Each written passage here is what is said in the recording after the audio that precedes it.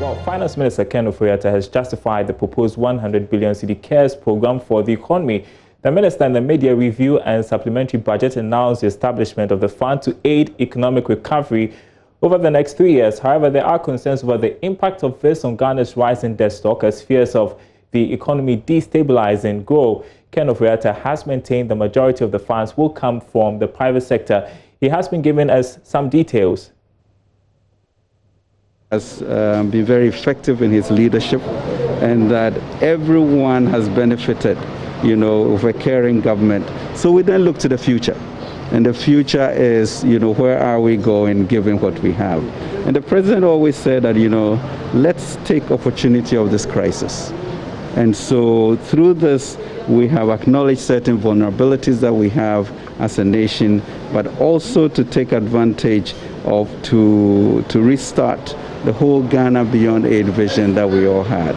So his charge to us was to come up with a revitalization program that will ensure that we transform the economy. And we decided on a 100 billion CD program over the 3-year period, which means that government will have to find additional 30 billion of resources.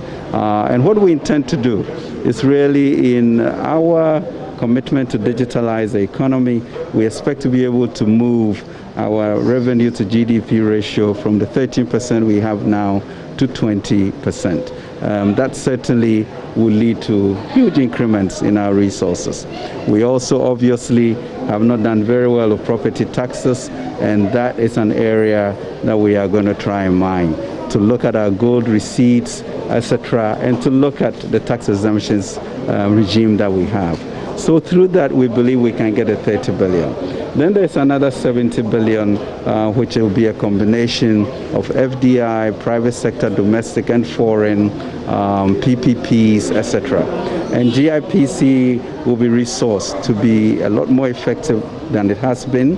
But more importantly, there will be a lot more deliberateness as to the areas we want to go to in turning Ghana into a regional hub for logistics, for manufacturing. You already know we've started with the auto industry, and that seems to be going very well. So really for us, there's a lot of excitement as to how we can create an environment for entrepreneurship in a very stable macroeconomic era. Well, let's get some analysis from Deloitte Ghana, which has been assessing the CARES program and other matters in its review of the mid-year budget. I'm joined by Yao Latte, who is the financial advisory leader. Yao, great to have you. Let's begin from your review of the CARES program, which the finance minister was touting. You say in your analysis that it is good, but the private sector needs more support. Let's begin from there. Programs we have in this mid-year budget review statement.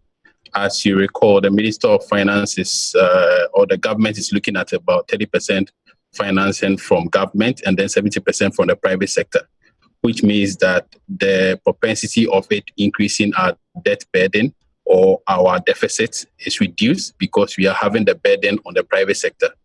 But the private sector operators are currently having to deal with the adverse consequences of the pandemic.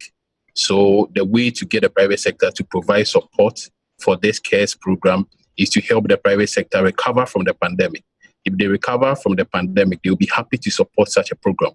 But if the private sector is struggling with this pandemic and the adverse consequences of it, then they may not be in the position to support government position on this, because we are expecting 70 billion from the private sector. So which aspect of the private sector are we looking at? Are they in the position to provide the 70 billion?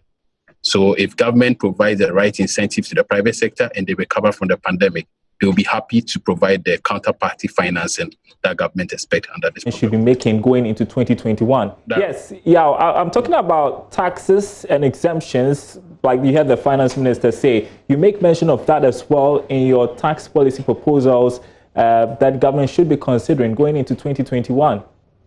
Yes, so on the tax exemption side, I think we've looked at it in a number of ways. So the first one is an amnesty provision for tax that are outstanding, or those who we expect to pay any outstanding taxes over the years. So the idea is to encourage people to come forward to come and pay their taxes on their own. And there will be minimal penalties applied, And what we are saying is government should not only waive the penalties, because the penalties are minimal. They are not punitive enough. 500 Ghana cedi for the default, and then 10 Ghana cedi for each day of default. I think the punitive aspect is the interest on the outstanding amount. The interest is at 125% of the policy rate, which is currently about 18%. So, for instance, if someone has about 5 million Ghana cedi outstanding, what we are saying, we are compounding a monthly interest payment of 18% per annum on this outstanding balance. This is a lot more punitive. So government should not only waive the penalties, but also waive the interest on that payment. All right. All right. We will continue this conversation. Unfortunately, we've run out of time.